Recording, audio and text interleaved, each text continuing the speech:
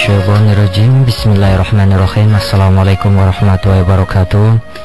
Alhamdulillahirabbil alamin wassalatu wassalamu ala Rasulillah Sayyidina Muhammad ibni Abdillah wa ala alihi wa sahbihi wa mawala amma ba'd.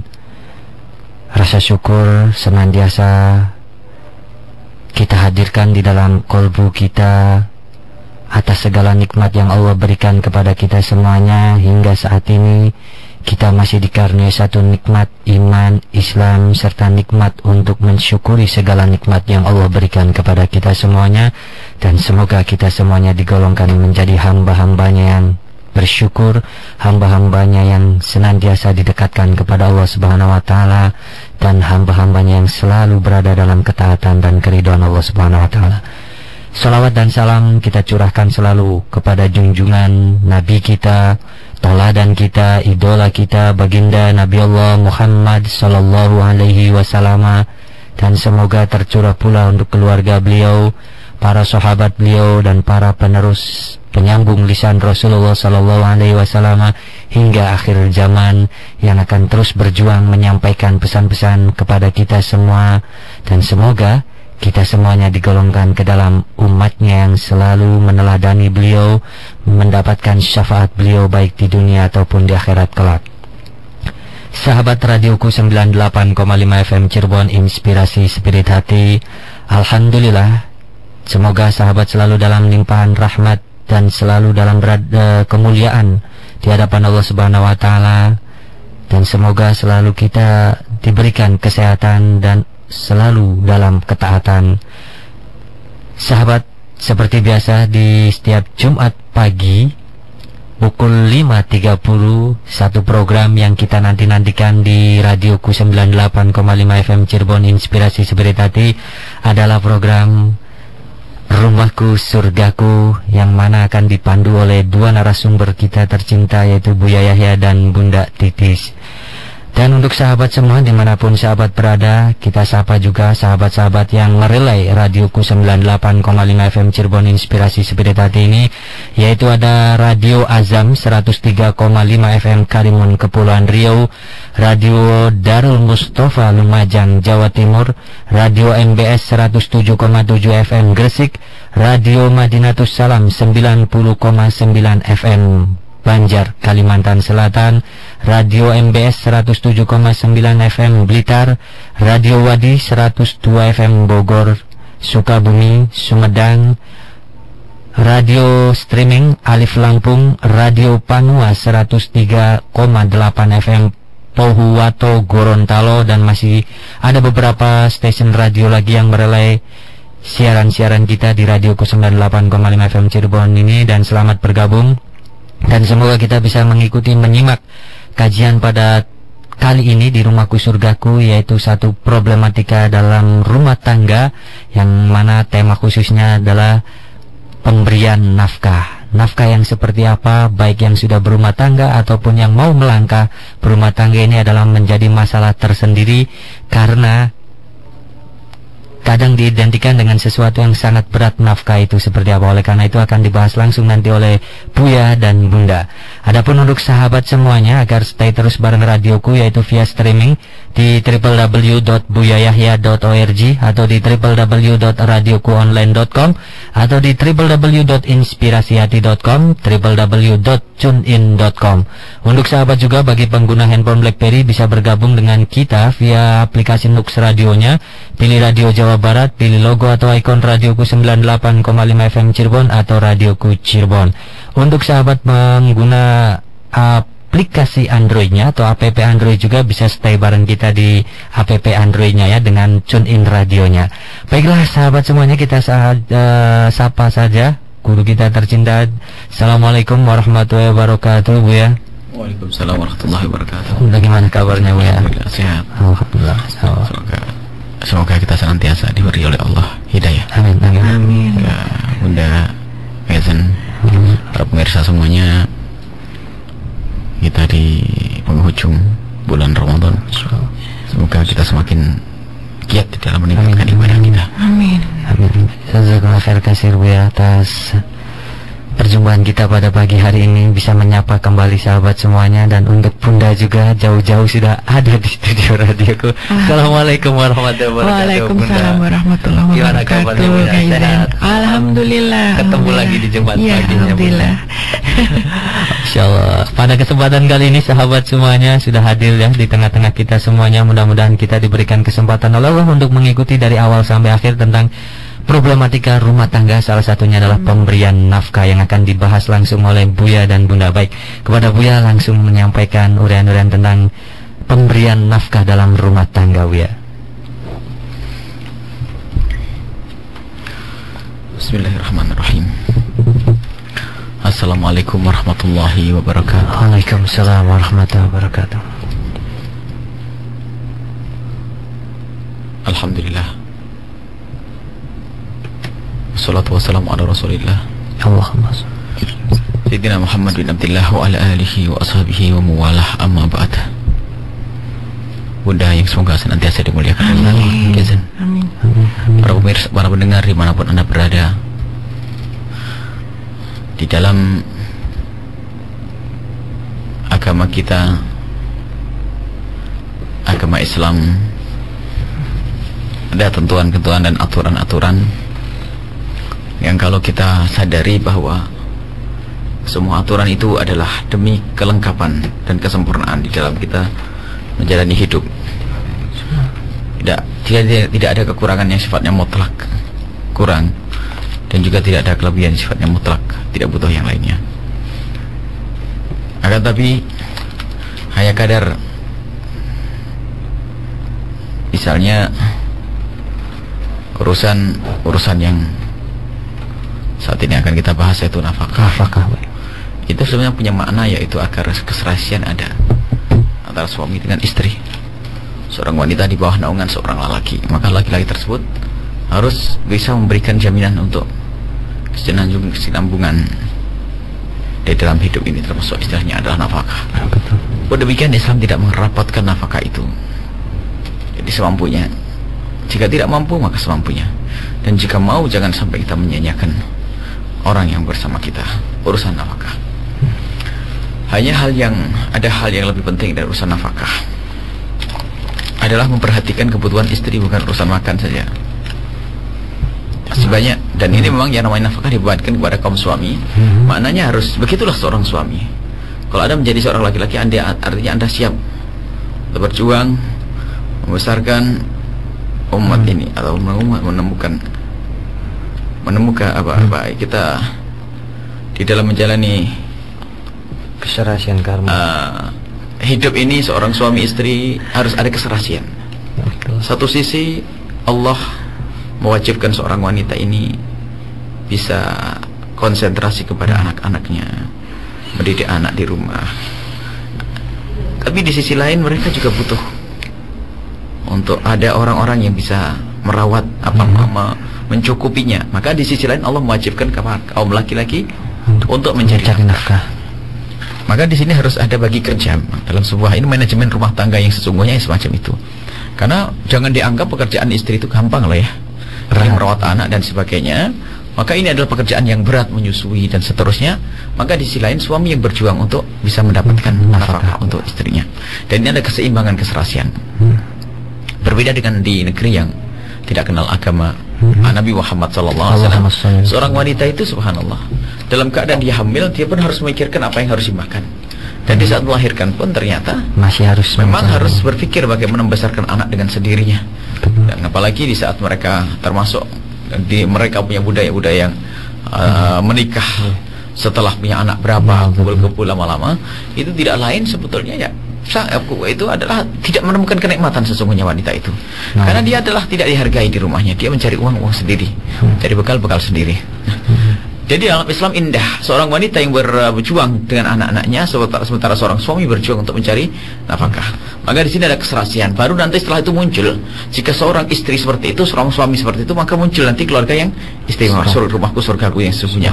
Dari rumah inilah nanti dari satu keberhasilan ini nanti muncul sesuatu yang lainnya demi kesempurnaan dalam hubungan berumah tangga. Nah, maka nanti setelah itu ada pembagian-bagian. Yang namanya kewajiban bagi seorang suami, tentu kewajiban ini dikembalikan kepada kebiasaan masyarakatnya. Jadi tidak ada batasan-batasan yang detail.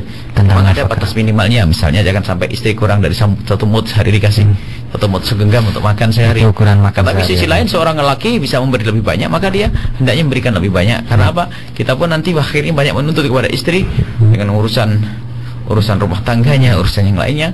Maka ini yang menyelesaikan adalah seorang suami. Baik, inilah pada gambaran tentang nafkah itu sebetulnya keseimbangan, keserasian. Keserasian antara suami istri, yang satu bekerja di dalam, yang satu bekerja di luar. Bahkan dalam dunia politik atau negara pun juga demikian. Yang satu harus ada yang ngurusi jamaah di dalam, tapi satu sisi lain ada di luar. Baik, ini saja mungkin gambaran tentang nafkah. Ada detailnya nanti akan kita bahas dalam tanya jawab, Bu ya. Baik, jazakumullah khairan atas mukadimah dari Bu ya tentang pemberian nafkah. Salah satu keserasian atau keseimbangan kerjasama antara suami dan istri agar tercipta satu keharmonisan untuk menggapai rumahku surgaku yang sebenarnya. Baik, kita tinggal menyimak apa yang mau disampaikan Bunda ini. Sepertinya dari tadi pengen ada yang disampaikan tentang nafkah ini. Mangga Bunda, seperti apa nafkah menurut pandangan Bunda secara psikologi Bunda? Iya, bismillahirrahmanirrahim. Assalamualaikum warahmatullahi wabarakatuh. Waalaikumsalam warahmatullahi wabarakatuh. Allahumma sholli ala sayyidina Muhammad. Allahumma sholli ala sayyidina Muhammad. Iya, nafkah itu memang konotasinya kita selalu tersambung dengan yang namanya sosok makhluk laki-laki ya, identik gitu ya. Jadi pokoknya kalau nafkah itu suami ya, harus mencari sesuatu untuk kehidupan. Betul. Sebetulnya sih kehidupan Kebendaan dirinya materi, sendiri juga sebelum menikah pun nafkah itu bisa dibebankan ke perempuan juga untuk menghidupi dirinya sendiri gitu. Jadi logikanya gini, nafkah itu adalah mencari sesuatu penghasilan ya yang bisa untuk kehidupannya, yaitu apakah itu makan, ataukah itu pakaian, ataukah itu pendidikannya. Itu kan harus ada sesuatu untuk membayar semuanya gitu ya. Nah itu nafkah ya. Nah dalam rumah tangga di Al-Quran juga sudah disebutkan ya, firman Allah di surat apa? Apa Bunda? Bunda lagi. Pasti Kaizen lebih tahu Bu ya. Ada pokoknya di Al-Quran ya, bahwa nafkah itu yang mencari suami. Nah, kalau hadis Bunda mencatat kemarin ini Kaizen dari Ahmad ya. Dikatakan bahwa sesungguhnya Allah suka pada hambanya yang bekerja ya. Barang siapa yang bersusah payah mencari nafkah untuk keluarganya, maka dia serupa dengan mujahid di jalan Allah Azza wa Jalla ya. Kemudian satu lagi hadis dari Ahmad juga, barang siapa pada malam hari merasakan kelelahan dari upaya keterampilan kedua tangannya pada siang hari, maka pada malam itu ia diampuni oleh Allah ya. Jadi nafkah itu adalah kewajiban suami ya. Tentu saja ya Kaizen, kalau nggak ada nafkah gimana mau rumah tangga itu hidup ya. Nah manusia tuh harus hidup, bukan hanya makan saja, tapi harus mencari ilmu ya. Mencari ilmu dimanapun butuh ongkos ya. Nggak di sekolah yang tinggi, nggak di sekolah yang biasa, di pondok pesantren, semua harus ada perjuangannya yang harus dikorbankan. Itu sekelumit tentang nafkah dari Bunda juga. Nanti kita akan memperluas kajian kalau udah ada pertanyaan. Iya, itu akan lebih luas lagi mencakup semuanya, pertanyaan-pertanyaan dari sahabat semuanya. Ya, baik sahabat semuanya, tadi kata Bunda ya, memang nafkah adalah identik dengan sosok laki-laki. Apakah boleh seorang wanita juga yang sudah berumah tangga, istri ini mencari nafkah? Nah, nanti akan dibahas tuntas lagi. Ada beberapa sesi tanya jawab nanti yang akan kita buka. Tapi sebelum kita break, ada satu informasi dulu yang Kaizen informasikan untuk sahabat semua. Satu agenda kegiatan tahunan di setiap malam hari raya untuk menghidupkan syiar di malam hari raya, yaitu ada konvoi takbir keliling yang akan diselenggarakan oleh keluarga besar Al-Bahjah, lembaga pengembangan dakwah Al-Bahjah, yaitu pada malam Lebaran. Adapun jatuhnya kapan, kita nanti tunggu keputusan dari pemerintah. Dan untuk sahabat semuanya, agar senantiasa bisa hadir nanti di malam takbiran nanti, yaitu bertempat di Masjid Umar Al-Bahjah pukul 19.30 waktu Indonesia bagian Barat sampai dengan selesai. Dan jangan lupa, usai takbir keliling mengitari 17 masjid yang ada di Kabupaten dan Kota Cirebon, kita akan mendapatkan jamuan di Lembaga Pengembangan Dakwah Al-Bahjah. Jadi ikut dari awal sampai akhir, dan insya Allah mudah-mudahan kita menjadi bagian dalam menghidupkan malam hari raya tersebut. Dan untuk sahabat semuanya, Kaizen sebelum break, Kaizen juga informasikan agar sahabat bergabung pula dalam sesi tanya jawab ini di Rumahku Surgaku melalui berbagai saluran yang kita sediakan, yaitu via telepon di line telepon 0231 2522549. Dan untuk sahabat semua, bergabung juga dengan kita di Yahoo Messenger dengan ID radio_ku@yahoo.com atau di Facebook kami di radioku Cirebon@yahoo.com. Dan untuk sahabat semuanya, kita akan kembali lagi setelah jeda informasi yang berikut ini. Jadi tetap stay di radioku 98,5 FM Cirebon, inspirasi spirit hati.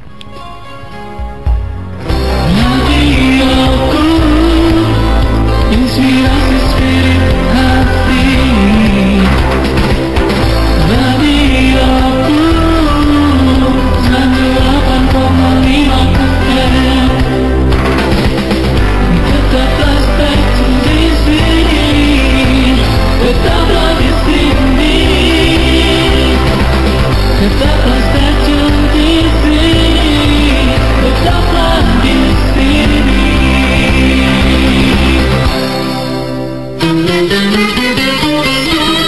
Datang dan ikutilah kajian kitab At-Tibyan karya Imam An-Nawawi selama bulan suci Ramadan bersama Buya Yahya, pengasuh Lembaga Pengembangan Dakwah Al-Bahjah Cirebon, mulai hari Sabtu tanggal 1 Ramadan 1433 Hijriah atau tanggal 21 Juli 2012 setiap sore mulai pukul 16 sampai dengan 17 waktu Indonesia Barat, bertempat di Majelis Al-Bahjah, Sekretariat Jalan Pangeran Cakrabuana, Blok Gudang Air nomor 179, Kelurahan Sendang, Kecamatan Sumber, Kabupaten Cirebon.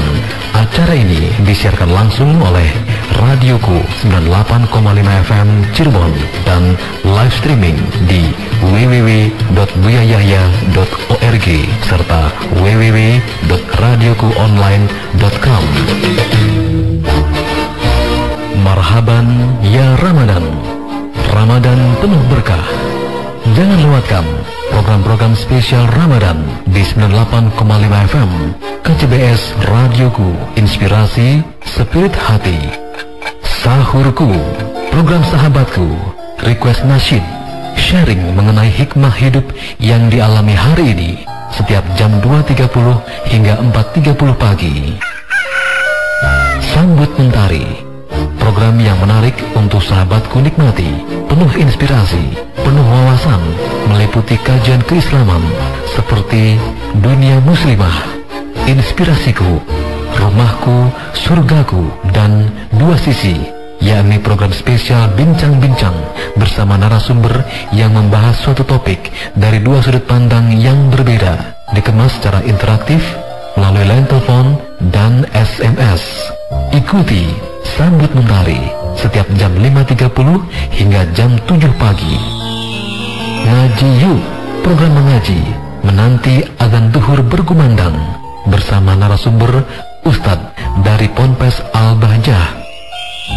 Ramadanku, Ramadanmu, sebuah program yang mengajak sahabatku semua untuk mengetahui tradisi di bulan Ramadan dari berbagai tempat, baik dari dalam maupun luar negeri, tersaji secara dinamis dan aktual. Ikuti setiap hari selama bulan Ramadan mulai pukul 8 hingga 9 pagi. Mesra, program spesial Mesantren Ramadan bersama Buya Yahya yang disiarkan langsung dari Majelis Al-Bahjah setiap jam 4 hingga jam 5 sore. Zam-Zam, program spesial Ramadan menemani waktu berbuka puasa dengan tujuan meningkatkan kualitas iman dan menggali ilmu dinul Islam bersama Ustadz melalui dialog interaktif, telepon, dan SMS. setiap jam 5 sore hingga saat berbuka puasa. Tadarus on Air, program spesial Tadarus Al-Quran selama bulan Ramadan yang dipandu oleh Ustadz secara on air serta mengajak sahabatku untuk bertadarus bersama melalui line telepon mulai pukul 20 hingga 22 waktu Indonesia Barat. Demikian program-program spesial Ramadan di 98,5 FM KCBS Radioku, inspirasi spirit hati. Marhaban ya Ramadan.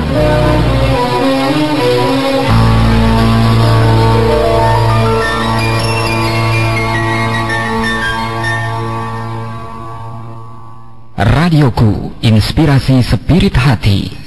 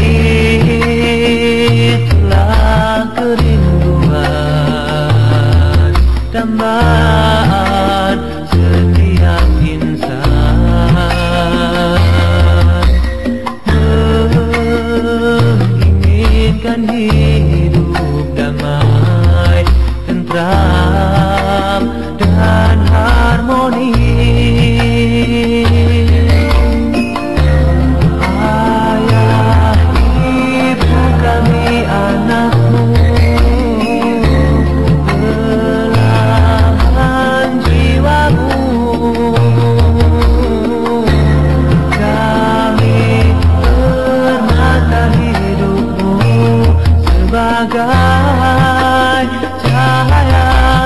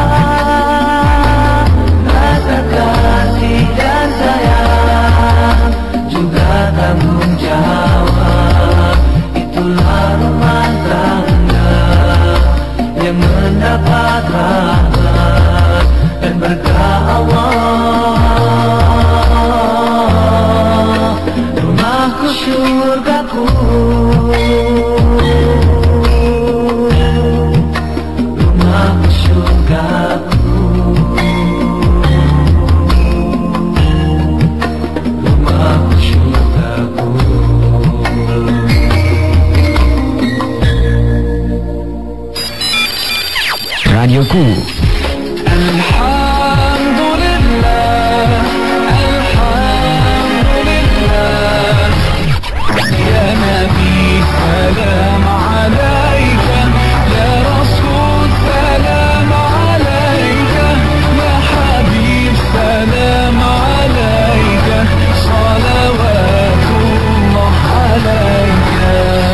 Radioku, inspirasi spirit hati.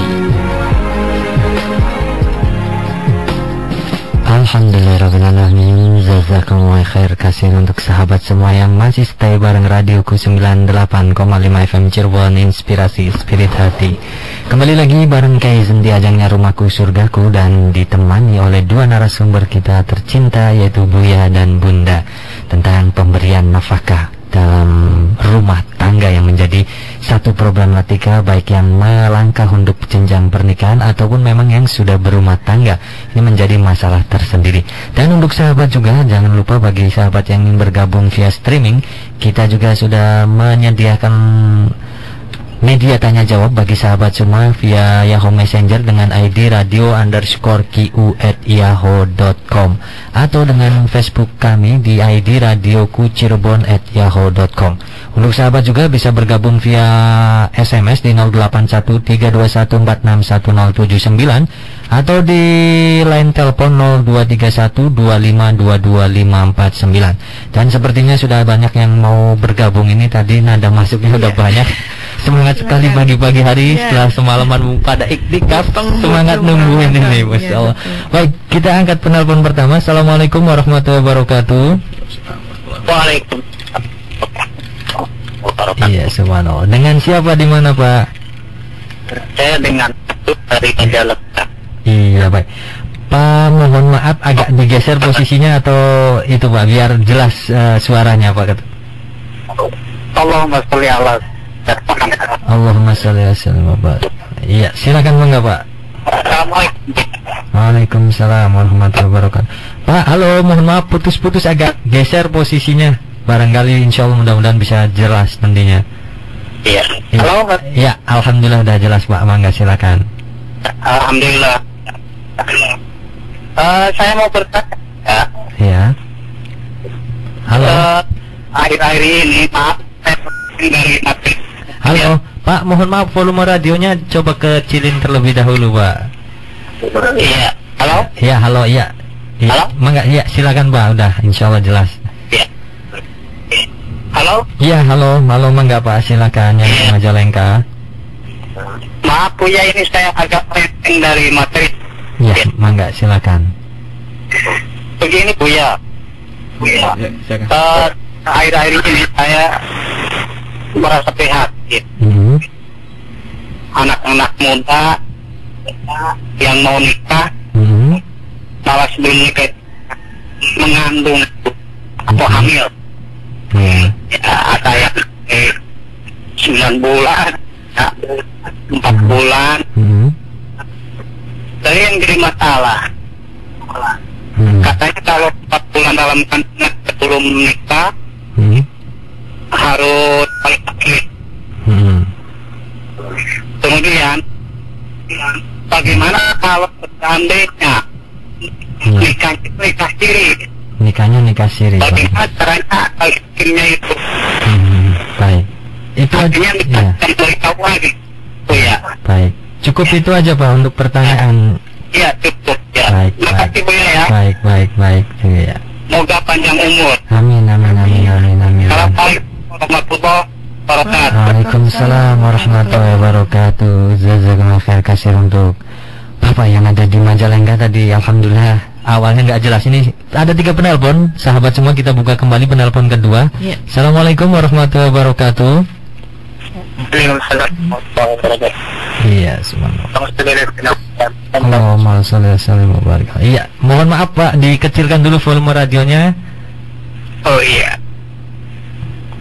Ya, silakan. Dengan siapa, di mana Pak ini? Ini dari Muhammad Buanuddin di Sumeneb Madura. Subhanallah, di Sumeneb Madura, Bunda, semangat sekali pagi hari. Iya, silakan Pak Muhammad Zainuddin. Iya. Dalam semangat kemudian dulu. Assalamualaikum ya. Waalaikumsalam warahmatullahi wabarakatuh. ini pertanyaan pertama Bu ya. Ini hari ini dihadapkan dengan Halo, mohon maaf Pak Zainuddin, agak sedikit dipelankan suaranya. Mangga silakan Pak. hari ini kami berikan bertepatan dengan 17 Agustus. Ya, 17 Agustus. Ya, ditinggalkan oleh kita untuk berpartisipasi dalam upacara bendera itu. Ya. Ini pertanyaan kami bagaimana sebenarnya ya? Karena ketika upacara bendera yang itu ada hormat pada bendera gitu. Iya, upacara bendera ya pas hari ini hari kemerdekaan 17 Agustus ya Pak Zainuddin. Hormat kepada bendera yang menjadi pertanyaannya Pak Muhammad Zainuddin ya. Di mana? Hormat kepada bendera. Iya. Iya. Kemudian yang kedua, Halo. Halo. Iya, yang keduanya mangga silakan Pak Muhammad Zainuddin. Yang kedua, apakah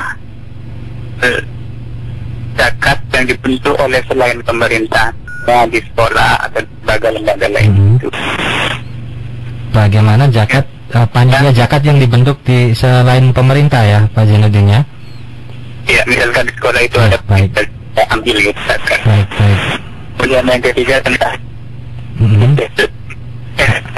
Halo. Iya.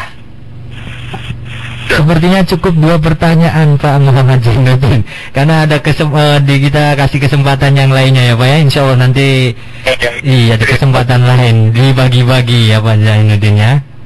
Ya, terima kasih. Alhamdulillah, insya Allah iya. Iya. Subhanallah, dari Madura ini bunyi-bunyi dari Sumeneb, Masya Allah. Baik, selanjutnya penelpon terakhir di sesi awal ini kita angkat kembali. Assalamualaikum warahmatullahi wabarakatuh. Waalaikumsalam warahmatullahi wabarakatuh. Iya, dengan siapa di mana Ibu? Dengan Umi Hamdan. Ummu Hamdan. Iya, silakan Ummu Hamdan di Majalengka ya Ummu Hamdan ya. Waalaikumsalam warahmatullahi wabarakatuh. Ummu Hamdan, mohon maaf suara radionya dikecilkan dulu volumenya. Ya. Iya, agak sedikit putus-putus ini. Udah? Iya, alhamdulillah. Mangga silakan Ummu Hamdan. Ibu, saya mau tanya. Sebuah keluarga anggota saya suami dan 2 orang. Sebuah keluarga suami ya. dan 2 orang anak atau gimana Ummu Hamdan? Suami, istri dan anak. Iya. Dengan Halo. Ya, Halo. Agak geser mungkin Ummu Hamdan karena terputus-putus ini. Ya. Iya. Halo. Iya, dicoba kembali silakan Ummu Hamdan. Dengan ya 100.000 per minggu. Per minggu. Baik. Ya.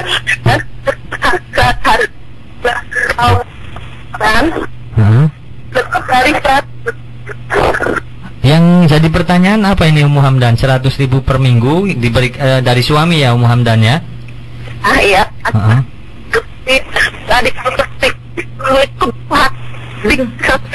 Putus-putus nih. Putus-putus ya, sayang sekali ini Ummu Hamdan.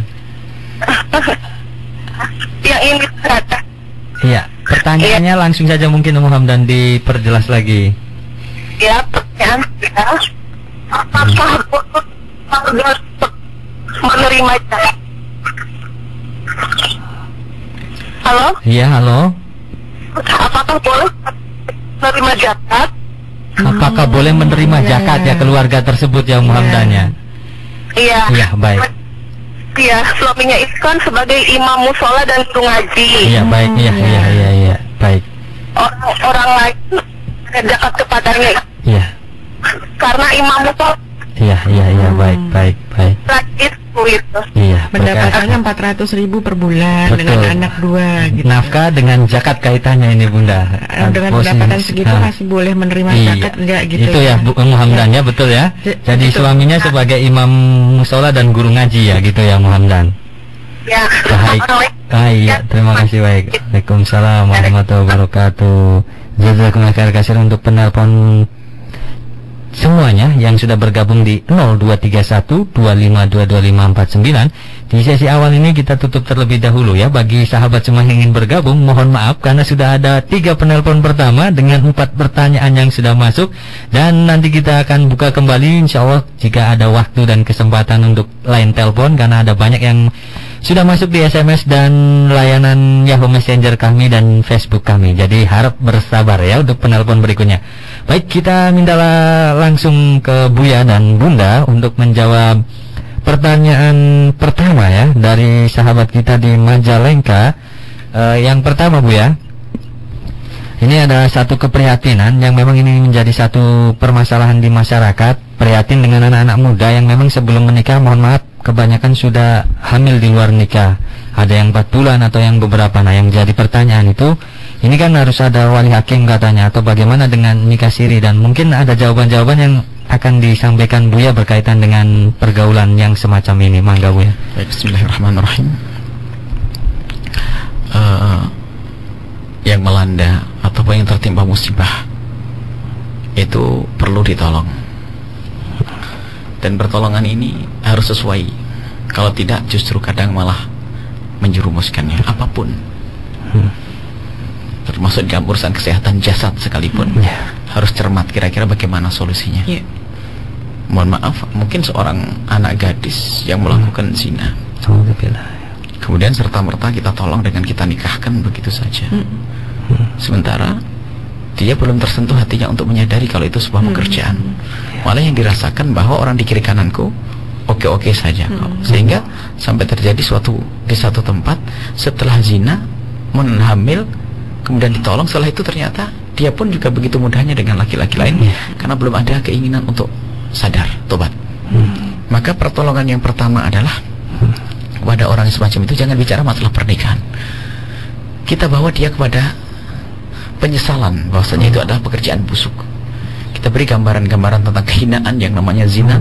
Sebab yang namanya aib zina itu adalah aib yang akan senantiasa menempel di jidat anak keturunan sekalipun. Berbeda dengan kekafiran. Kalau orang kafir masuk Islam mu'alaf, terhormat. Tapi kalau bekas zina adalah terus hina dan dihina. Nah, biasanya bagi orang yang ingin menyelamatkan dia sangat sederhana, tapi harus ada kemauan. Pertama harus dilihat anak ini melakukan zina itu seperti apa derajat kesalahannya. Kita bisa tahu bahasanya jika melakukan di hotel atau di kamarnya dia atau di kamarnya laki-laki, ini beda maknanya. Jika semuanya bareng-bareng berangkat ke hotel, artinya memang sudah diniatkan untuk melakukan itu semuanya. Maka ini kejahatannya lebih tinggi lagi. Maka cara menyentuhnya harus. Dan kemudian nanti setelah kita sentuh hatinya untuk bisa menyadari akan itu, baru nanti kita beri solusi yang namanya pernikahan, kalau memang harus nikah. Dan pernikahan itu sendiri, mohon maaf, namanya kita menolong, bukan harus dengan laki-laki yang menghamilinya. Karena kadang kebodohan seorang bapak di saat memberikan pertolongan itu ternyata serta-merta pokoknya kamu yang berbuat, kau yang bertanggung jawab. Sementara itu sudah rekayasa dari anak laki-laki yang jahat, tahu dengan cara baik-baik tidak bisa, maka dia dengan melangkah dengan cara semacam ini. Maka orang tua ini salah, anak yang sudah jatuh ditimpa tangga nih, kejepit lagi. Maka orang tua harus cerdas. Intinya bagaimana anak itu ngerti kemuliaan. Jadi bagaimana anak ini dibesarkan dalam keadaan dia mulia, tanpa tak ada yang tahu bahasanya dia adalah pelaku zina. Kemudian menutup aib. Jadi pernikahan kalau harus diadakan adalah apapun solusinya adalah bagaimana menutup aib ini agar tidak tersebar kemana-mana, untuk membantu anak ini untuk tobat.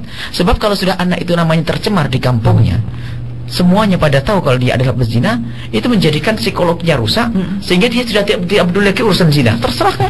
Orang pun sudah tahu kalau saya berzina. Mudah sekali melakukan zina. Maka para ulama ini mendidik dia, tidak harus dinikahkan. Tidak harus dinikahkan. Dan tidak harus, kalaupun harus nikah, tidak harus dengan laki-laki itu. Baik. Maka intinya dijauhkan. Kalau laki-laki itu tidak pantas, dia jahat, pemabuk, sholat tidak sholat, ya nggak ada perlunya dilanjutkan. Tapi bisa saja seorang laki-laki itu adalah memang tergoda, orang baik, kepleset begitu saja. Mungkin bisa dilanjutkan dalam sebuah pernikahan. Ini. Jadi harus dicermati betul. Intinya itu harus kita selamatkan dengan bermacam-macam cara. Harus kita pahami itu.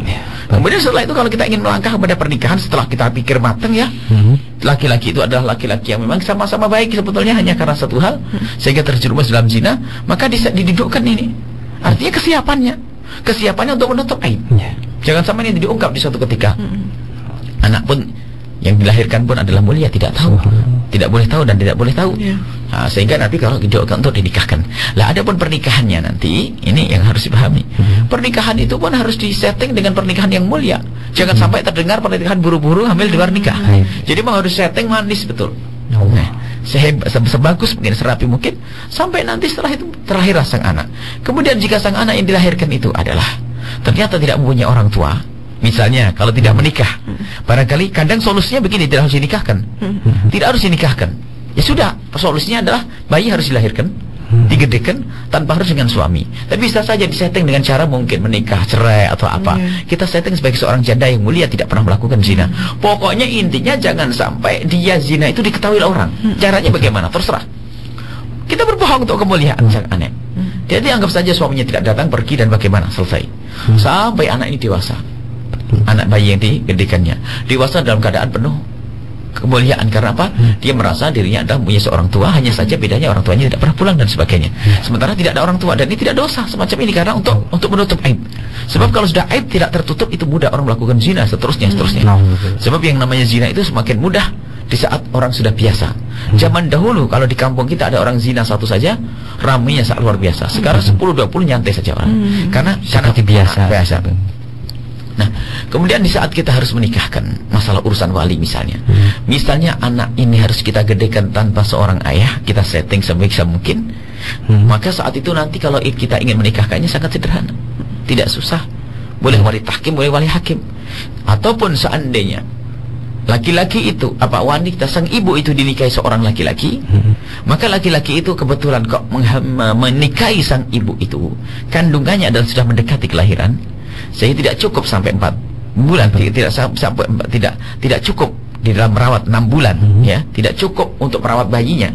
Jadi baru 2 bulan kok sudah terlahir, maka secara otomatis nasabnya sang anak tidak bisa sambung kepada bapak yang menikahinya. Dan di saat seperti itu maka dia tidak akan bisa menjadi walinya. Dan di saat tidak bisa menjadi wali, bagaimana? Bagaimana suatu ketika saya harus menikahkan dia, sementara dia adalah tidak sah kalau dia mengaku sebagai walinya. Kalau dia terus terang, orang akan heboh. Bagaimana? Kok tidak bisa menjadi wali? Maka di sini harus setting semanis mungkin. Bisa saja dengan cara tahkim, kedua mempelai menyerahkan kepada sang bapak tersebut untuk menikahkannya, lalu dinikahkan, selesai. Ini ternyata prosesnya pakai. Pokoknya tidak, nanti kalau ada punya masalah tolong ngadu kepada ulama yang ngerti hukum. Kemudian sisi lain yang harus kita pahami bahwa di dalam kita menikahkan tadi seorang wanita hamil yang kita nikahkan dengan seorang laki-laki yang bukan yang menghamilinya, maka di dalam fikih pun ada pembahasan khusus. Di dalam fikih pembahasan khusus bahwa pernikahan itu sah, akan tapi ternyata pernikahan itu omong kosong. Karena apa? Bukan setiap yang sah itu tidak ada dosa. Jadi pernikahan adalah sah karena menurut mazhab kita Imam Syafi'i dan jumhur ulama, selagi seorang istri itu tidak mempunyai suami, maka dia boleh dinikahi oleh siapa saja. Dan ini biarpun hamil, maka dia boleh dinikahi menurut mazhab Imam Syafi'i. Sebab ulatul ahmali disebutkan dalam Al-Quran, kalau orang dalam keadaan hamil, maka dia baru boleh menikah kalau ayadna hamlahun, kalau sudah melahirkan. Sementara dia belum melahirkan, maka menurut Imam Ahmad bin Hanbal, wanita yang hamil di luar nikah dalam keadaan hamil, dia tidak boleh untuk dinikahkan. Tapi menurut mazhab Syafi'i boleh dinikahkan. Tapi menurut mazhab Imam Maliki sangat indah, boleh dinikahi tapi tidak boleh dikauli. Sebab kalau dinikahi dan dikauli, kemudian sang bayi dirawat 6 bulan oleh sang bapak ini, maka nasabnya semakin nyambung. Dan di dalam mazhab Imam Syafi'i dinikahkan, akan tapi kebetulan nasabnya tidak sambung. Misalnya, kalau terjadi pernikahan, maka nasabnya adalah tidak sambung kalau memang bayi terlahir lebih dari 6 bulan. Nah, kalau ternyata lahir kurang dari 6 bulan, kalau lahirnya masih lama 6 bulan lebih, maka nasabnya nyambung. Maka dari itu lihat, pernikahan model ini sebetulnya pernikahan omong kosong. Di dalam mazhab Syafi'i hanya berbicara tentang sahnya saja, akan tapi mungkinkah dilakukan? Sebab begini, jika ada seorang laki-laki menemukan di dalam perut istrinya itu bukan dari air maninya, ini yang jarang dibahas oleh para ulama yang memberikan penjelasan tentang hukumnya ini, sehingga orang pincang dipikir orang zina boleh nikah oleh kira. Itu menjerumuskan.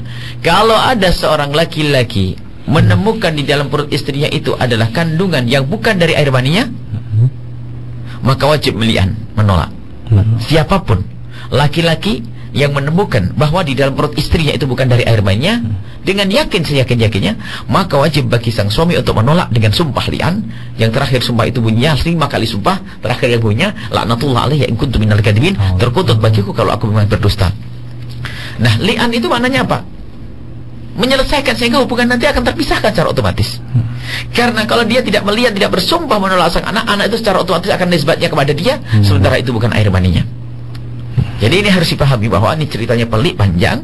Maka intinya harus kembali kepada ulama radhiyallahu anhum, karena ini masalah sensitif sekali. Kemudian Anda harus peduli dengan urusan ini, perhatian, jangan sampai dibiarkan begitu saja. Sebab orang dalam keadaan panik kadang-kadang tidak punya solusi.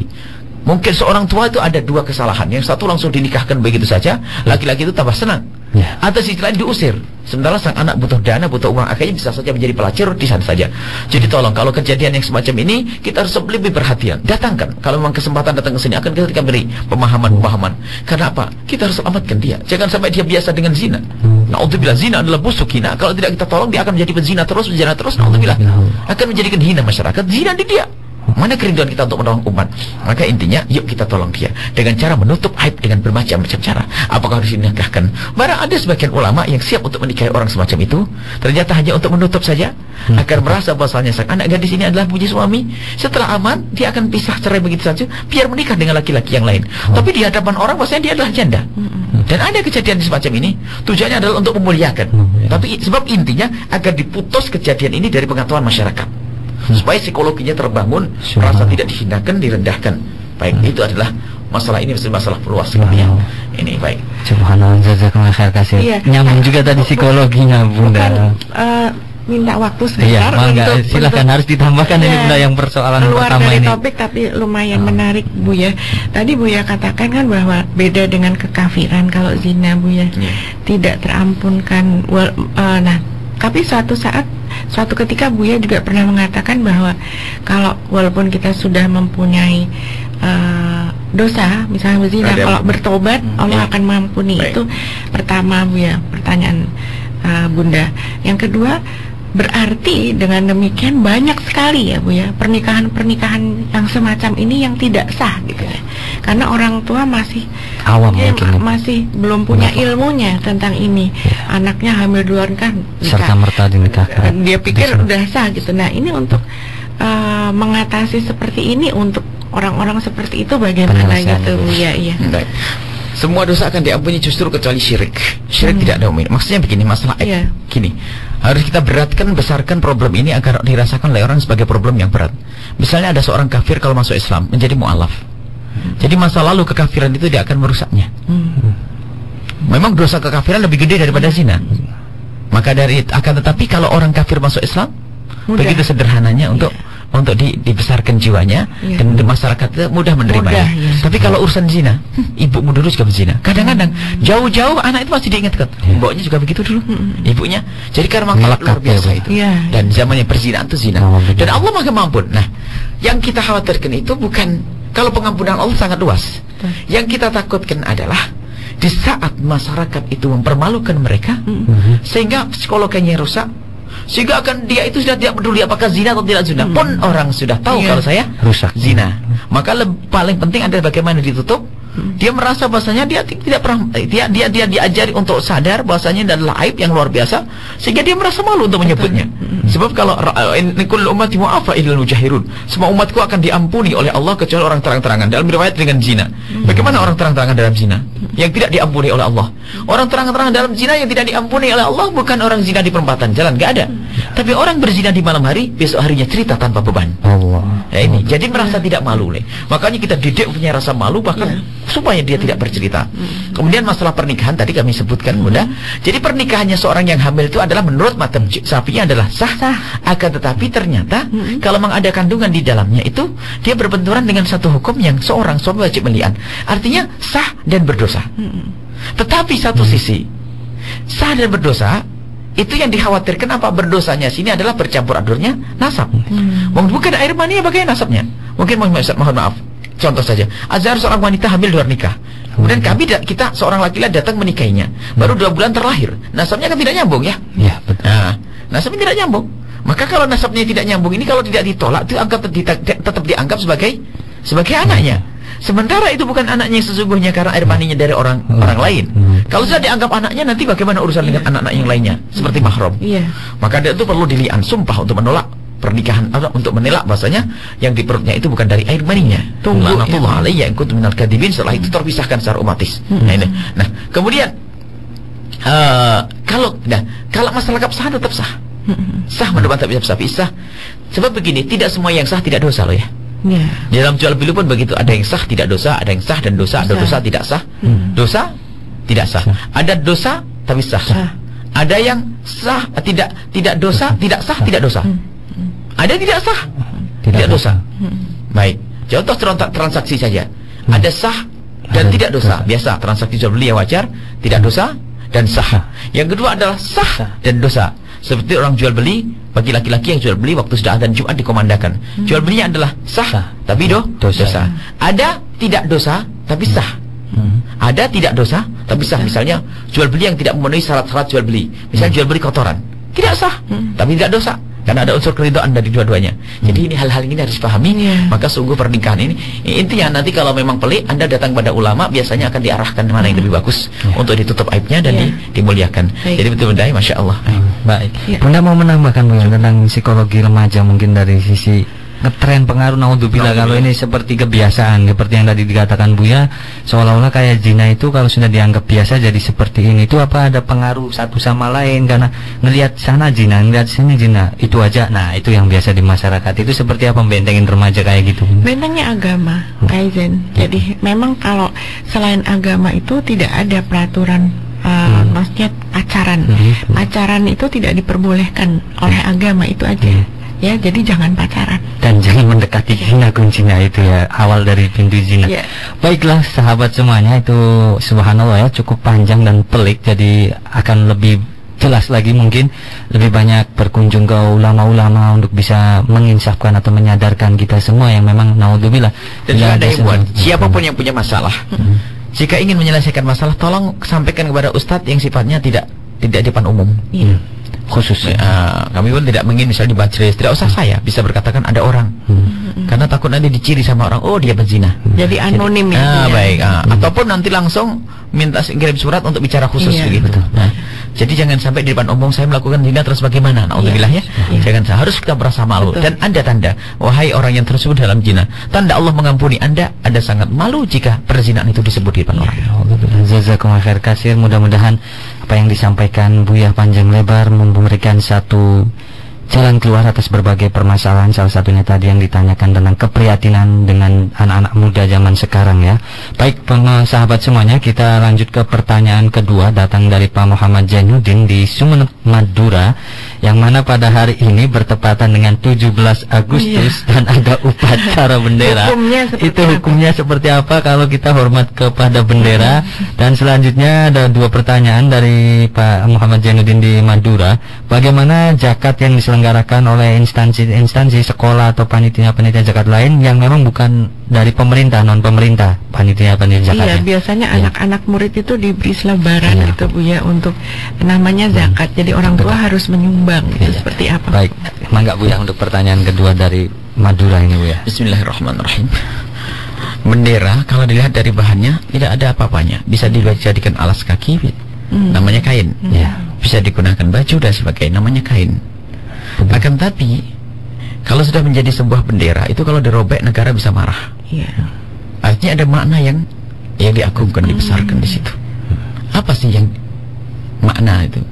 Bendera bisa dimaknai adalah sebuah perjuangan untuk memerdekakan, adalah perjuangan dengan darah. Jadi mengangkat bendera itu adalah mengangkat sebuah makna perjuangan, yaitu perjuangan. Baik. Jadi bukan sekedar kain. Jangan berkata, saya suruh hormat kepada kain. Apa artinya kain? Jadi ada makna di situ. Coba kalau ada bendera Indonesia dirobek di Amerika, marah atau tidak? Marah. Apa yang menjadikan marah? Perjuangan. Karena itu sebuah perjuangan, martabat bangsa. Jadi bukan sekedar kain. Kemudian bagaimana hukum memuliakan seperti itu? Kita tidak memuliakan benda sebagai benda materi yang semacam itu, akan tapi ada maknawiyat. Kita harus hubungkan dengan apa itu semuanya. Jadi itu mengarah kepada memuliakan sebuah perjuangan. Dan memuliakan perjuangan adalah wajib menghargai pejuang-pejuang terdahulu yang memperjuangkan negeri ini dengan darah dan harta. Mereka rela berjuang dan bahkan jiwa sekalipun direlakan untuk memperjuangkan negara ini. Maka menghormat bendera itu maknanya adalah menghormat sebuah perjuangan. Adapun caranya apakah harus kita mengangkat tangan? Sudah disepakati bahwa mengangkat tangan sebenarnya ini adalah bukan sebuah ibadah. Selama ini tidak ada ibadah yang menyerupai untuk mengangkat tangan. Kita juga tidak terlalu ekstrim sebagai orang. Ini bukan sujud. Kecuali kita suruh sujud kepada bendera, maka itu haram hukumnya. Ya, sujud kepada bendera adalah haram hukumnya. Karena ini bukan sujud, hanya mengangkat begini. Hormat saja. Hormat saja. Dan hormat kepada manusia juga boleh. Hormat kepada manusia yang memarang. Hormat kepada manusia dengan kita mengangkat tangan kita hormat. Siapa yang melarang? Tidak ada. Hormat. Jadi dengan ini hormat ada sebuah kebiasaan di sebuah kampung, sebuah daerah, sebuah kota, negeri untuk menghormat sesuatu. Sama aja seperti gini ya Bu ya. Kalau ada mungkin ada teman lain, kita sambil menyapa dengan melambaikan tangan. Padahal yang ada dalam Islam adalah menyapa bersalaman kan begitu. Kemudian mengangkat atau hormat atau sedikit berikan isyarat orang Sunda dengan dua telapak tangannya diangkat di dada. Itu hormat. Jadi maknanya menghormati itu bukan mengkultuskannya. Jadi kita harus paham mana ini. Jadi ada sebagian orang langsung berkeras menghormat kepada bendera hukumnya adalah haram dan sebagainya. Ini ditunjuk dari sisi apa? Kita harus tahu maknawiyatnya. Kalau kita sujud kepada bendera haram dan hukumnya syirik ya. Sujud kepada selain Allah adalah syirik. Dan ini bukan sujud, rukuk pun tidak. Karena apakah rukuk kita? Tidak. Sujud tidak? Tidak ada jenis ibadah yang kayak begitu. Tidak ada jenis ibadah yang mengangkat tangan di atas alis kita, enggak ada. Nggak ada itu. Jadi itu sebuah kebiasaan untuk menghormat bendera. Artinya apa? Menghargai sebuah perjuangan. Jadi menghormat bendera bukan sesuatu yang haram, ya. Karena itu bukan sujud, bukan apa-apa. Jadi menghormat bendera dan bukan menghormat kain, tapi menghormat sebuah perjuangan. Nah, baik. Baru nanti kalau kita menghormat sesuatu yang mengarah kepada kekafiran, hormat kepada orang kafir, ya. Nah, ini kan bukan, maknanya kan perjuangan. Harus jelaskan dulu apa itu bendera. Misalnya kalau bendera itu simbol, misalnya naudzubillah simbol Yahudi, simbol apa? Kalau kita hormat baru haram di situ. Jadi karena menghormat sesuatu yang harus yang tidak boleh dihormat. Tapi kan bendera itu ada makna. Sampai ada merah putih, merah artinya berani, putih adalah suci. Ini kan maknawi. Berani dalam berjuang, suci membela kebenaran. Maka menghormat itu adalah wajar. Dan tidak ada masalah yang demikian itu. Adapun masalah mengangkat tangan, caranya sih terserah. Setiap negeri kan bisa berbeda-beda. Kebiasaan setiap berbeda-beda. Tapi jika yang dihormat itu mengarah kepada sesuatu kekafiran, kesyirikan, ya, baru itu haram. Baik, itu saja. Alhamdulillah, mudah-mudahan cukup jelas ya, bertepatan dengan hari kemerdekaan sekarang 17. Tapi jika ada orang merasa enggan menghormat, itu membuat hati-hati, kita juga tidak bisa mencaci. Karena khawatir masuk bab yang terlarang. Tapi kalau kita jelaskan hakikatnya semacam ini, maka kita sangat sederhana membawa mereka kepada pemahaman bahasanya hormat mereka bukan menghormati kepada kekafiran, kehinaan, dan juga menyembah, bukan. Akan tapi ada sebagian orang memang tidak mau. Saya tidak mau hormat kepada bendera. Barangkali perlu tanya kenapa tidak mau. Barangkali tidak tahu maksudnya apa, kan begitu ya. Bukan benderanya, bukan kainnya, itu yang dimaksud. Itu adalah simbol menunjukkan sebuah makna. Berarti dia nggak punya wawasan ke situ. Barangkali seperti itu. Kenapa? Urusan bendera adalah bukan urusan kain. Kalau urusan kain sama dengan baju yang saya pakai. Betul. Baik, terima kasih Bu ya. Selanjutnya untuk pertanyaan kedua dari Mbak Muhammad Zainuddin juga masih Bu ya, tentang bagaimana zakat yang dikumpulkan oleh panitia atau amil zakat ini yang non pemerintah Bu ya. Baik, sebetulnya begini, pada dasarnya yang namanya amil itu untuk menghindari hal-hal yang tidak diinginkan. Amil adalah petugas pengumpul, pembagi, pemilah zakat yang ditentukan oleh negara. Maksudnya amil semacam itu. Yang berhak mendapatkan zakat, yang boleh menerima zakat adalah amil yang ditentukan oleh negara. Tujuannya apa? Itu membantu negara untuk menyelesaikan urusan zakat. Nah, maka karena itu ini yang ngurusin negara untuk menghindari hal-hal yang tidak diinginkan. Misalnya hanya gerombolan berapa orang saja langsung membuat amil sendiri. Yang dikhawatirkan nanti akan malah justru dengan adanya amil ini akan menjadi rusak urusan zakat. Akan tapi kalaupun ada orang berkumpul di masjid-masjid dan madrasah untuk mengumpulkan zakat, lebih enak mereka disebut sebagai wakil. Tidak harus kita sebut amil, sebab amil harus ditentukan oleh negara. Kalau lihat kita fikih, amil itu harus dikukuhkan oleh negara. Sehingga negara memilih dia, mendeklar dia, memberi penelenggaran kepada dia sampai dia tahu dan ada kekuatan hukum. Kemudian di samping itu dikasih perangkat yang lainnya, misalnya untuk menagih zakat. Ini kan perlu tenaga. Perlu keberanian, takut nanti dihukum dimusuhi sama di sana. Maka negara ini yang menangkan hasilnya. Jadi dengan adanya amil itu membantu negara. Maka amil boleh riba zakat. Tapi ingat, zakat yang boleh diterima amil bukan seenaknya sendiri. Hanya sekedar sebesar gaji yang layak untuk dia terima. Kalau artinya apa? Gajinya diambilkan dari zakat. Seolah-olah begitu. Biarpun tidak kita sebut sebagai zakat. Kalau seorang amil bekerja sehari di luar sana ada 50.000, maka di saat bekerja sini diambilkan dari zakat berapa? 50.000, tidak boleh lebih. Amil. Nah, ini yang harus dipahami. Jadi bukan semua orang boleh jadi amil. Jadi paling enak di Indonesia ini adalah wakil. Wakil membagikan zakat. Saya mau kumpulkan, saya menjadi wakil untuk membagi zakat. Sebab syaratnya amil harus dikukuhkan oleh negara agar diketahui sepak terjangnya. Jangan seenaknya sendiri. Sudah amil dia buat sendiri, nanti pakai pendapat seenaknya sendiri. Saya kan amil, zakat boleh diberikan kepada amil. Akhirnya diambil semuanya, musibah. Nah, ini problem. Dibagi-bagi nanti. Di antara akhirnya habislah zakatnya orang fakir itu gara-gara amil-amil yang tidak terkontrol oleh negara. Baik Bu ya, masih nyambung dengan amil, saya mau tanyakan Bu ya. Memang ini jadi satu fenomena di negeri ini Bu ya, yang mana kadang ketua amil ataupun direkturnya ini sosok seorang direktur yang di luar. Nah, ukuran gaji yang harus diterima seorang amil atau salah satunya ketua ini kadang jumlahnya luar biasa besar Bu ya. Gaji? Iya. Dari mana gaji? Dari zakat itu Bu ya. Digaji dari zakat? Iya. Nah, itu ukuran untuk memberikan si amil ini standar orang kerja di luar atau memang standar dia kerja biasanya jadi direktur gitu Bu ya? Oh enggak, sekedar orang wajar. Gini kaliannya dong, dia direktur di sana sebagai direktur sebuah perusahaan, wajar digaji 5 juta sebulan. Tapi di saat jadi pengurus zakat sini dia tidak seperti itu. Jadi wajarnya umum bukan keahliannya dengan tenaganya. Wajar keumuman.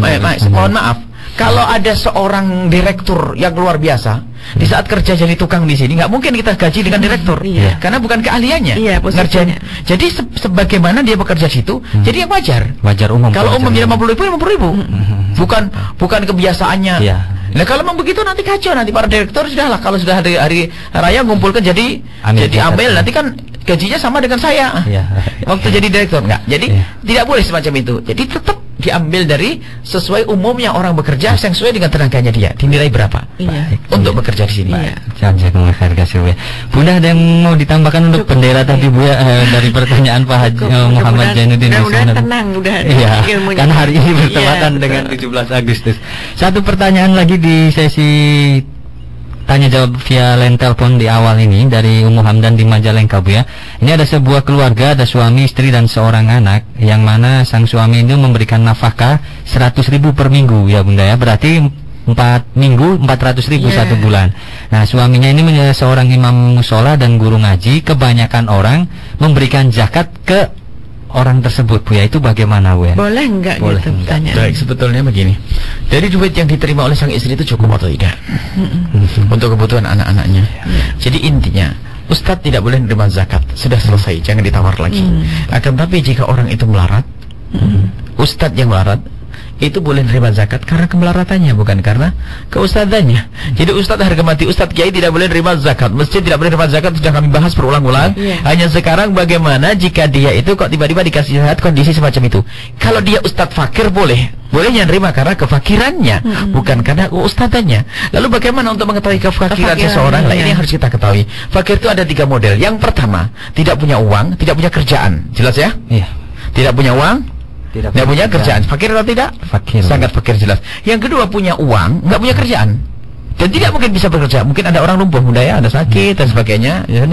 Ada orang lumpuh, dia punya duit ratusan juta, tapi dia baru dikatakan cukup kaya kalau memang seandainya duit dimakan terus itu tersisa.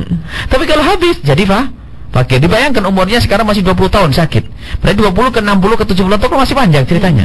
Diperkirakan hartanya yang banyak itu kalau dimakan terus tiap hari bakal habis, maka dia masih fakir. Ada yang ketiga adalah orang yang nggak punya uang tapi punya kerjaan. Kalau tadi kan punya uang, nggak punya kerjaan. Sekarang kebalikannya, uang nggak punya tapi punya kerjaan. Dilihat kerjaannya bisa mencukupi atau tidak. Lah ini perlu ditanyakan. Kerjaannya bisa mencukupi atau tidak. Misalnya kalau kepekerjaannya itu butuh 100.000 dalam sehari, lah kok dia punya 50.000 ke bawah, maka dia adalah seorang fakir. Kalau punya 50.000 ke atas, cuman tidak mencukupi 70%, 80%, maka itu miskin. Jadi intinya miskin adalah orang yang punya kerjaan, tapi kerjaan itu tidak mencukupi kebutuhannya. Anda tanya itu, dia punya penghasilan berapa Ustadz, itu kita tidak tahu. 100.000 per 100.000 per minggu. Cukup atau tidak? Kalau cukup kalau cukup, sebab di sebagian daerah bisa saja cukup. Ya. Kalau cukup, maka dia tidak boleh terima zakat, berarti dia tergolong orang kaya. Tapi kalau ternyata tidak cukup, ya boleh dia mengambil zakat ya sebagai seorang fakir. Wallahu a'lam. Adapun standar kecukupan itu sesuai dengan kehidupan normal ya, Bu ya. Normal, tidak boleh setiap hari makan nasi padang. Bukan begitu, normal ya, wajar yang dia masak ini. Normal. Kurang aja cukupnya kapan? Cukupnya gitu, karena utangan motornya gede. Jadi tidak seperti itu. Jadi wajar orang yang normal, orang yang ngerti bagaimana berinfak, bagaimana menggunakan hartanya. Baik. Bunda ada yang mau? Iya. Terima kasih Bu ya untuk semuanya dan sahabat semuanya dimanapun sahabat berada. Kita akan tahan dulu untuk sahabat semua yang ingin bergabung untuk bertanya baik ke Buya ataupun Bunda. Kaizen akan break terlebih dahulu. Setelah ini kita akan masuk ke sesi tanya jawab dari SMS sahabat semuanya. Jadi tetap stay di radioku 98,5 FM Cirebon, Inspirasi Spirit Hati. Kita akan segera kembali di Rumahku Surgaku. Inilah PT Kalijaga Citra Budaya Suara.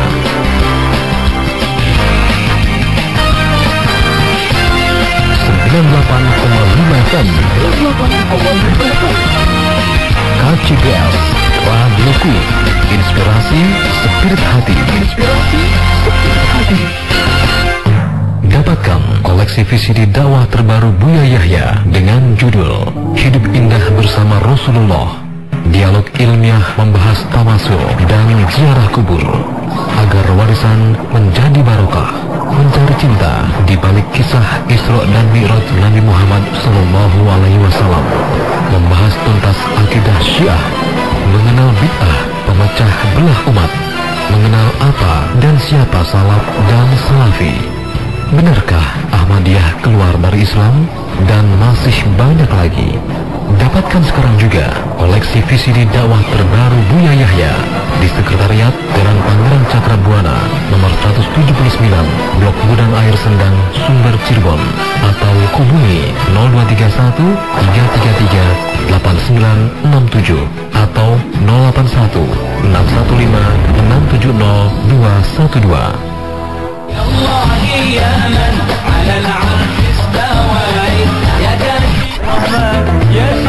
Sahabatku, pengen dengerin lagu Arabik yang kayak barusan atau yang kayak gini? غيرت لون وطعم وشكل في الحياة بارك الله لكما وبارك عليكما وجمع بينكما في خير. مدينة مدينة مدينة مدينة مدينة مدينة مدينة مدينة. Ikuti aja kurban program request lagu-lagu Arabik atau gabus-gabus pilihan. Jangan lupa sahabatku bisa saling kirim salam ukhuwah setiap hari mulai jam 13.00 sampai 15.00 waktu Indonesia bagian Barat, hanya di radioku.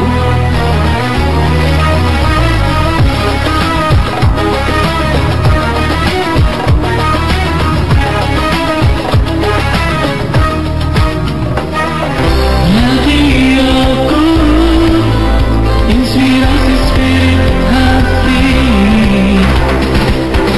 Radioku 98,5 FM. Tetaplah stay tune di sini. Tetaplah di sini. Tetaplah stay tune di sini. Tetaplah di sini.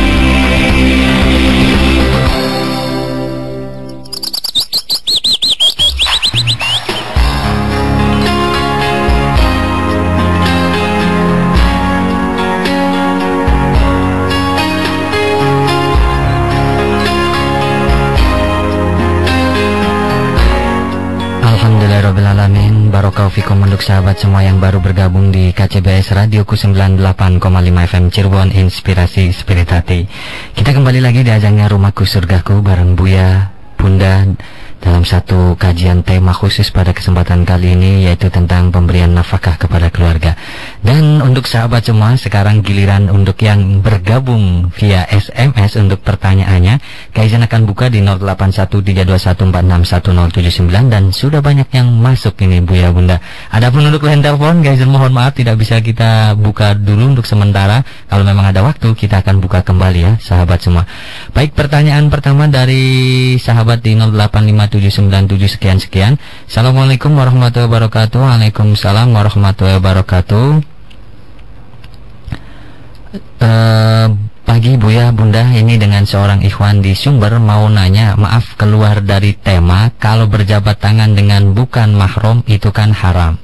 Bagaimana kalau salaman dengan anak-anak murid-murid madrasah yang perempuan, kan biasanya kalau mau pulang cium tangan dulu. Syukron Buya. Sudah jelas dari pembicaraan yang pertama, beliaunya memahami bahasanya bersalaman dengan bukan mahram adalah haram. Dan anak-anak itu manusia atau bukan kira-kira? Ya. Manusia. Kalau selagi masih sama manusia adalah tetap haram. Jika hanya perbedaannya, jika mereka anak kecil belum sampai haddus syahwat, maksudnya apa? Secara fisik belum membangkitkan syahwat, anak masih umur 3 kelas 3 kelas 8, itu tidak ada masalah. Karena apa? Wajar, laki-laki normal tidak akan bangkit syahwatnya hanya menyentuh dengan anak-anak kecil. Tapi bisa SMP kelas 2, kelas 3 sudah bongsor, maka itu baru yang diharamkan. Tapi kalau masih kecil nggak apa-apa. Salaman dengan anak-anak itu tidak ada masalah, rasa kasih.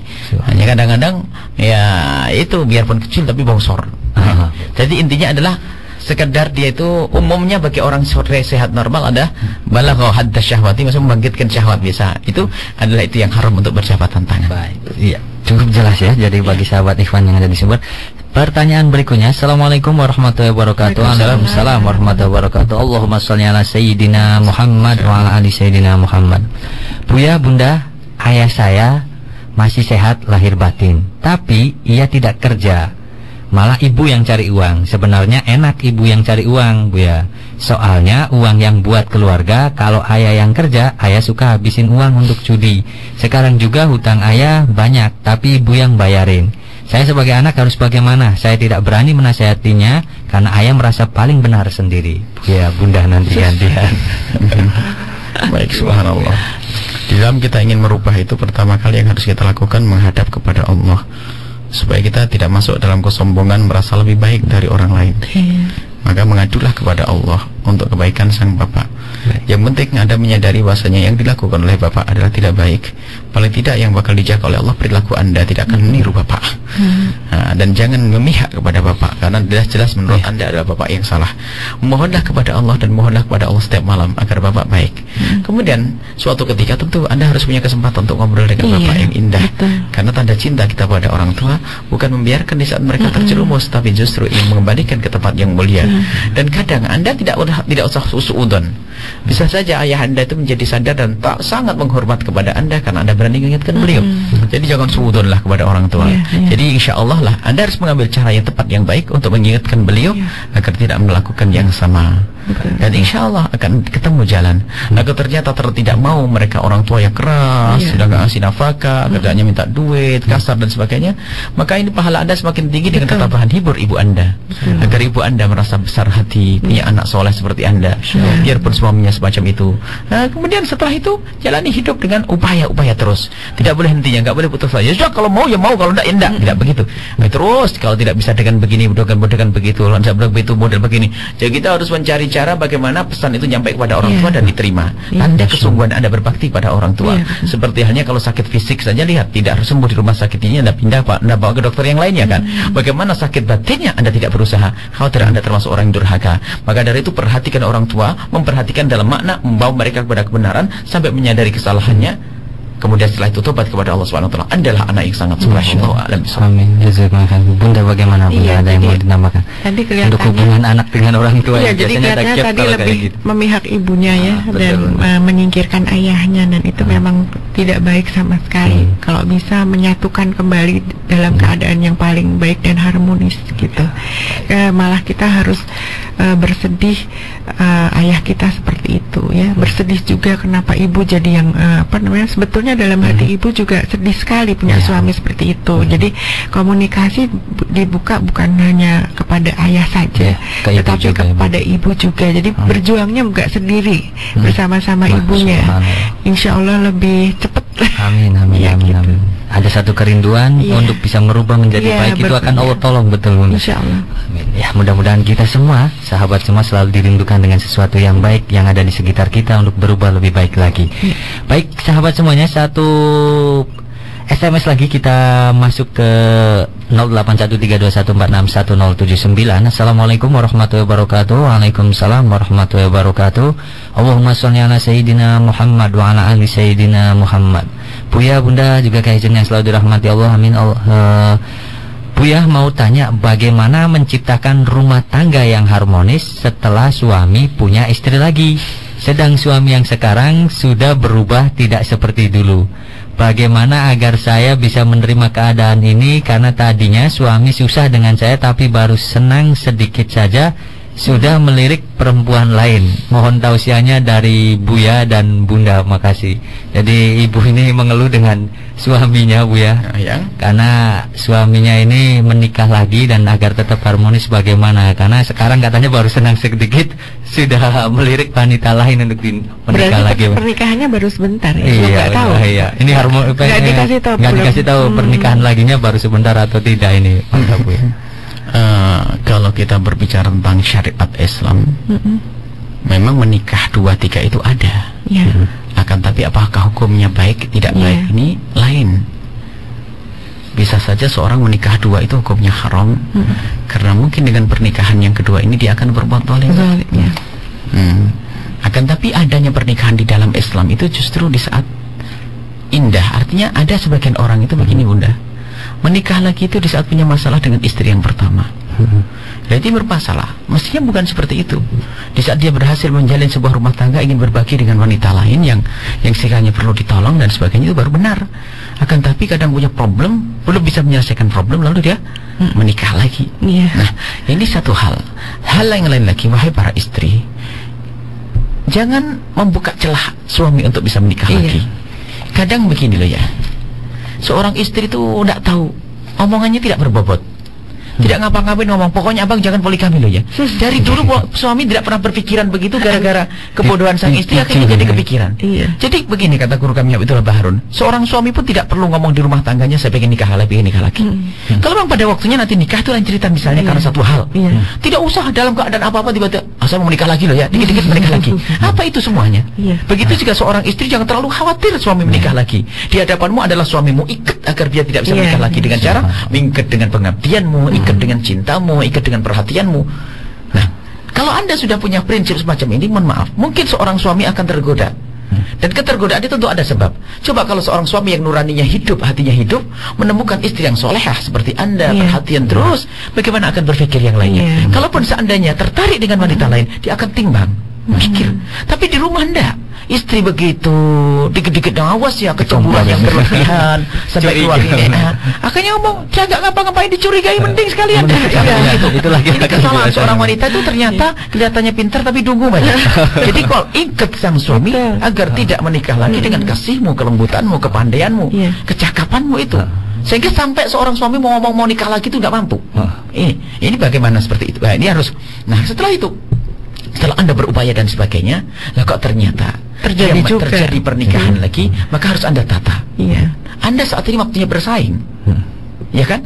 Jangan sampai melihat Anda kelihatan cemburu, muka kusut, marah-marah. Istri barunya Masya Allah, senyum. Anda harus bersaing saat itu. Pengabdian Anda lebih, servisnya harus lebih dan sebagainya. Apa bentuknya dia menikah lagi dan secara syariat adalah benar. Tapi di saat Anda tidak mengerti ini, lihat, sudah yang ada emosi saja, marah. Anda lihat, Anda orang cantik saja cemberut ya, jadi jelek. Apalagi orang yang pas-pasan misalnya, cemberut, marah ini dan sebagainya. Pelayanan tidak indah. Akhirnya terlihat perbedaan sekali. Sungguh pantas memang kalau saya menikah lagi. Membenarkan jadinya. Jadi Anda di saat seperti itu Anda harus lebih indah, lebih bagus pelayanannya kepada sang suami, lebih baik, maka Allah akan mengembalikan. Atau paling tidak kalau seandainya suami harus menikah lagi, dia akan ngerti berbuat adil. Atau berteman sekalian dengan istrinya. Ya mungkin terlalu berat ya, sampai derajat seperti itu ya.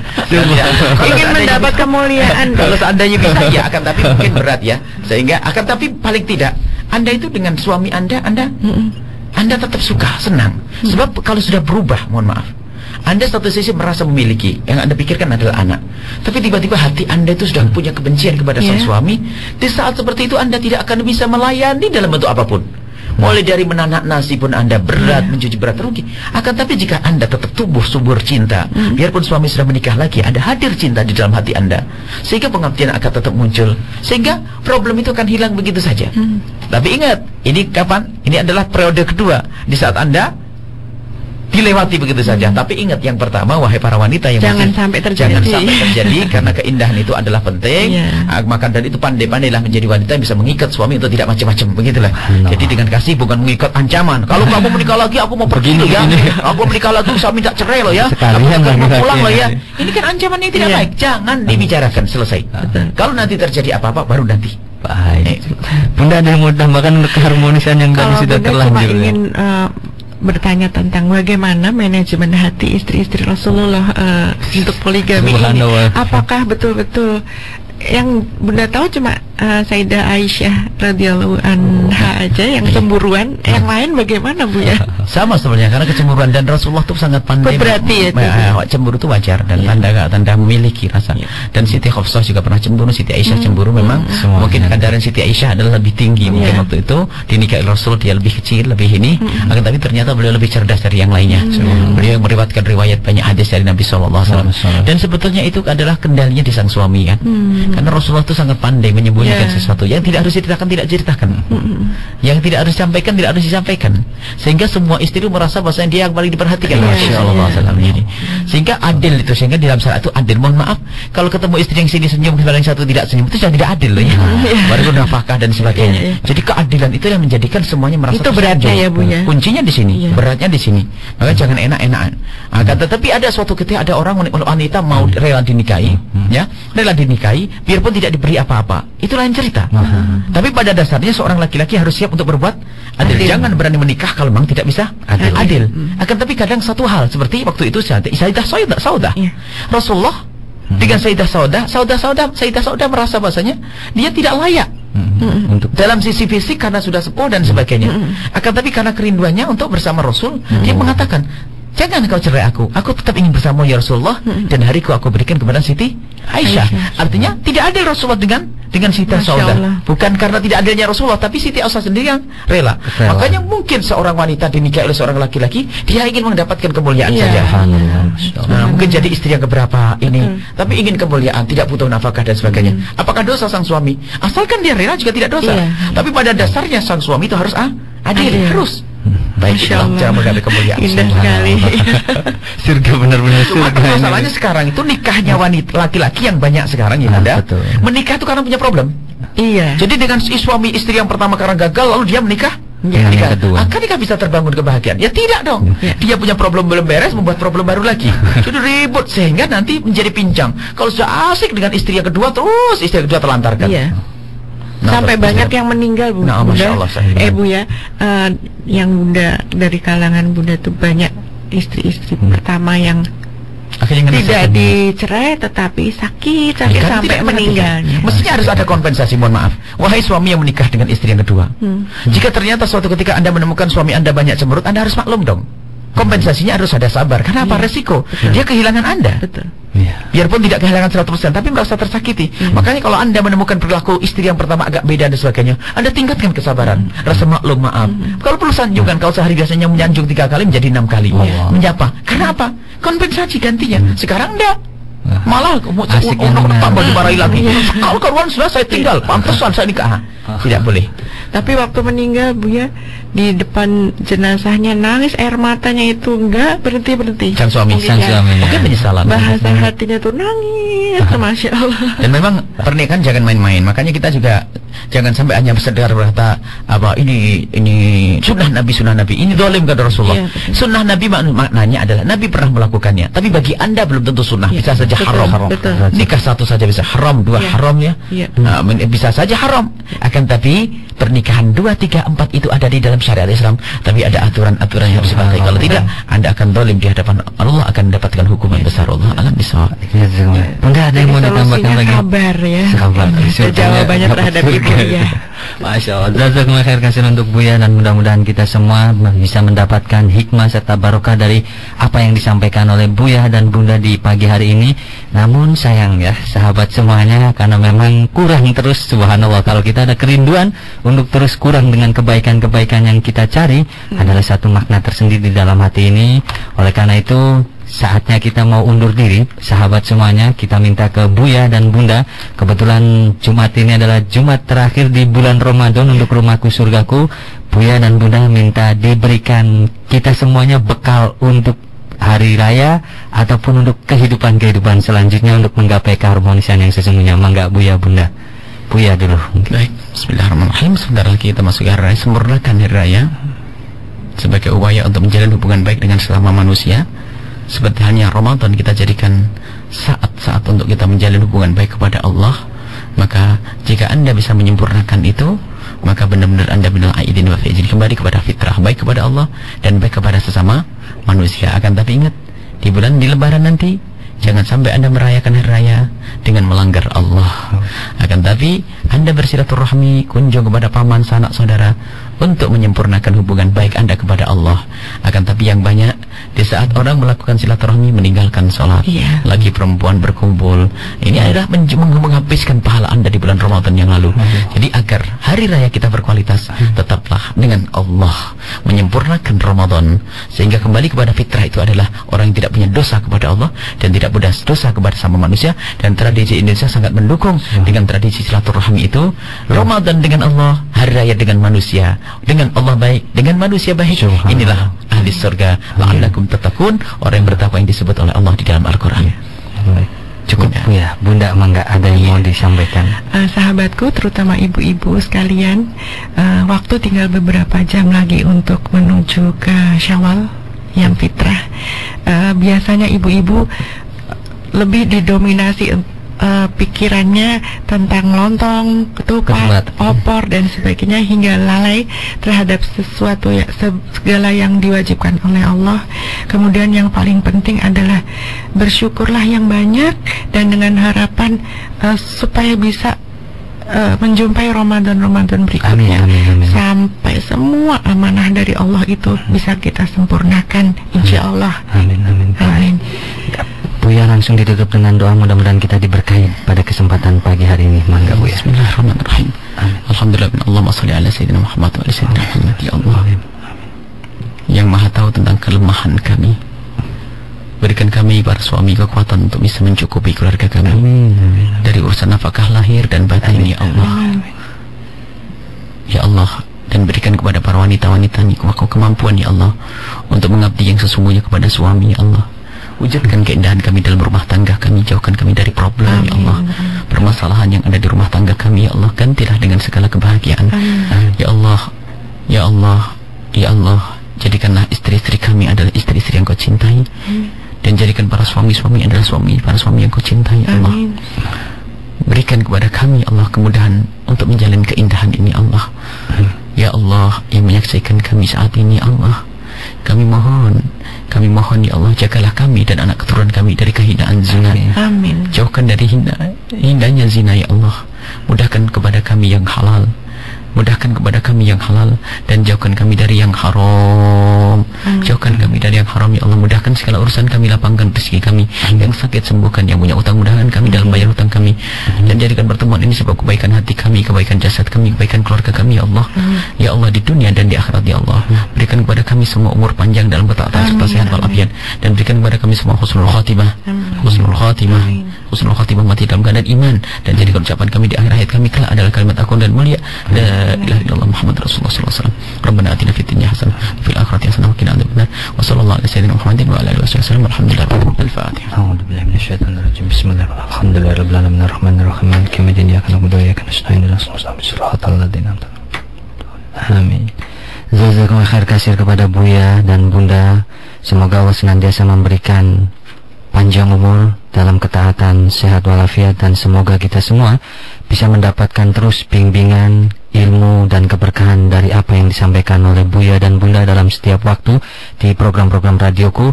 Sebelum Kaizen undur diri, Kaizen sampaikan terima kasih terlebih dahulu untuk sahabat semua yang menyimak kita kita di streaming, yaitu ada radio streaming Alif Lampung dan ada beberapa stasiun radio yang merelay kita. Radio Azam 103,5 FM Karimun Kepulauan Riau, Radio Darul Mustafa Lumajang Jawa Timur, Radio MBS 107,7 FM Gresik, Radio Madinatus Salam 90,9 FM Banjar Kalimantan Selatan, Radio MBS 107,9 FM Blitar, Radio Wadi 102 FM Bogor Sukabumi Sumedang, Radio Panua 103,8 FM Pohuwato Gorontalo, dan masih banyak lagi beberapa stasiun radio yang merelay kita. Dan untuk sahabat semua, terima kasih yang sudah bergabung baik di line telepon atau SMS, dan mohon maaf untuk yang belum bisa kita beri kesempatan pertanyaannya untuk dijawab oleh Buya. Mudah-mudahan di lain kesempatan kita bisa menyapa sahabat semua dan menjawab pertanyaan-pertanyaan dari sahabat.